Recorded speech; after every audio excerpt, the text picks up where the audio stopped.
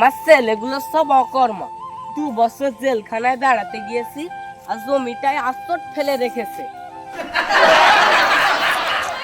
সব বিদেশে গিয়ে খাটবে কিন্তু নিজের জমিতে খাটতে পারবে না। একদম সত্য কথা। জমিটা আমার বন জঙ্গল হয়ে ছোট হয়ে গেছে। আমি বাড়ি এসেছি, এবার ঠিক সাইজ করে নেব।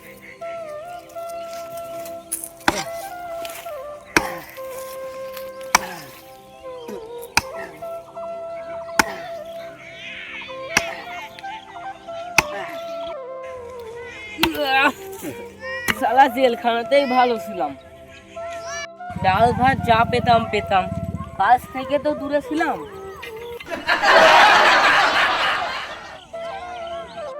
না, জমিটা একটু বড় করতে হবে।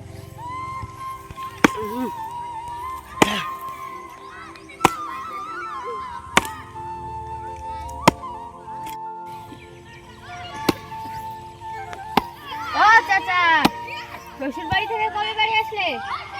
আজ সকালেই এলাম বাবা। ও চাচা, 2 বছর তো শ্বশুর বাড়ি থাকে? বাংলাদেশে কি আমার শালা সম্বন্ধীর অভাব আছে? এত খাতির যত্ন কেউ আসতেই দিতে চায় না। এত খাতির যত্ন তো পাতলা হয়ে গেছে কেন চাচা? আর এই শালা সম্বন্ধীর সংখ্যা বেশি না, সবাইকে এক ঘরেই শুতে হয়। ক্যাথা কম্বলের অভাব, নিচেই শুতে হয়।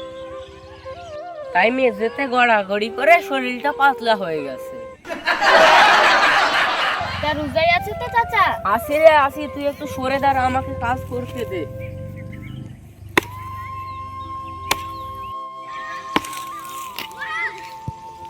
ও চাচা, রোজা মুখে লোকের আল কাটছো কেন? লোকের আল কাটবো কেন রে বাবা? এই সরকারের ফিল্ড একটু কাটছি। সরকারের মানে তো সব লোকজনের। একদম সত্য কথা। চাচা, এখানে তো আমরা সবাই ফুটবল খেলি। আরে আমি যা করছি বাবা তোদের ভালোর জন্যই করছি। তো বড় মাঠে দৌড়াতে গিয়ে হাঁপি যাবি, তাই মাঠটা একটু ছোট করে দিই।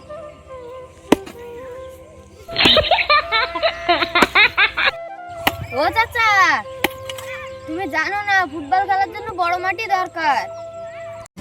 এই, এত বড় মাঠে খেলে খেলে কি করেছিস রে? ভারত একবারও ফুটবল বিশ্বকাপ পেয়েছে? Oh my god. সব দেশ কি বিশ্বকাপ পায় চাচা? আরে বিশ্বকাপ যখন পাবিনি তখন ছোট মাঠে আরাম করে খেলবি। না চাচা, আপনাকে আমরা আল কাটতে দেব না। পাড়ার সবাই থাকতে তোদের গায়ে বাজছে কেন রে? তোদের জমি তো ফিল্ডের ওই পাশে। চাচা, আপনি এমন ভাবে আল কাটছেন, কয়েক বছরের মধ্যে ফিল্ডটা দখল করে পরে হয়তো আমাদের আলটাও কাটতে শুরু করবেন। এই যা তো যা, আমার অনেক কাজ আছে, গরুর ঘাস কাটতে হবে।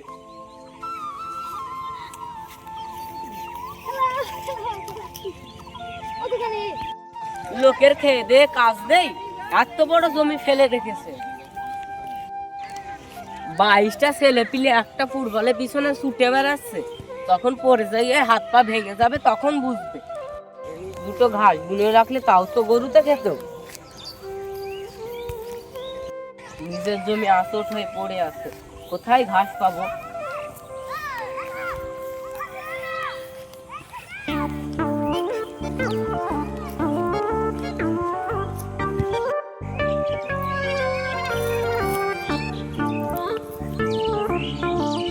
ছেলে পিলে সব খেলায় ব্যস্ত আছে, কিন্তু ঘাস কেটে দেব।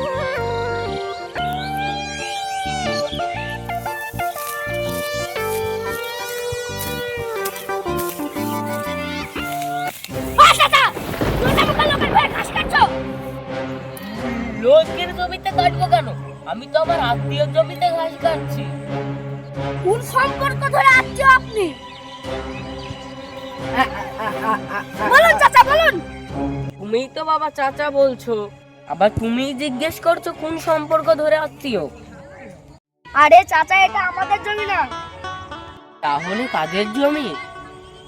এটা আমার ছোট চাচার জমি। আমি তোমার চাচা, ওটা তোমার ছোট চাচা, তাহলে আমরা ভাই ভাই হচ্ছি না? তাছাড়া বাবা মুসলিম সকলেই ভাই ভাই। এবার বুঝতে পেরেছো বাবা, পরের জমিতে আমি ঘাস কাটিনি, আত্মীয়ের জমিতে ঘাস কেটেছি। আসুন চাচা, আমরা যখন আত্মীয় তাহলে বুকে বুক মিলাম।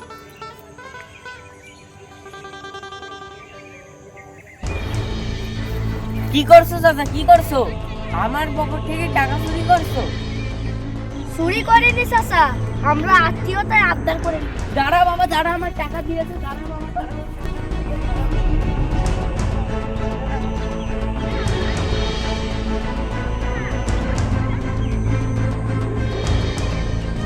শালা পরের জমিতে 5 টাকার ঘাস কাটতে গিয়ে 500 টাকা চলে গেল।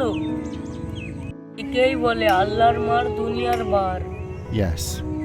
লোক দেখানো ধর্ম করে লাভ নেই, আল্লাহকে ভয় করে ধর্ম করতে হবে। চাচা চিন্তা করেন না, আপনার টাকা আপনার পকেটে ভরে দিন। তাহলে আমাকে এত ভয় দেখালে কেন? আপনি বাঁকা রাস্তায় চলছিলেন তো, তাই আপনাকে শিক্ষা দেওয়ার চেষ্টা করলাম। তো বাবা বাড়ি চলো, আমার শিক্ষা নেওয়া হয়ে গেছে, ইফতারেরও সময় হয়ে গেছে। প্রিয় দর্শক, একটা কথা আছে না, যার শেষ ভালো তার সব ভালো। আসুন না এই পবিত্র রমজান মাসে আমরা নিয়ত করি, সব রকমের অন্যায় এবং অপরাধমূলক কাজ থেকে আমরা চিরকালের জন্য দূরে থাকব।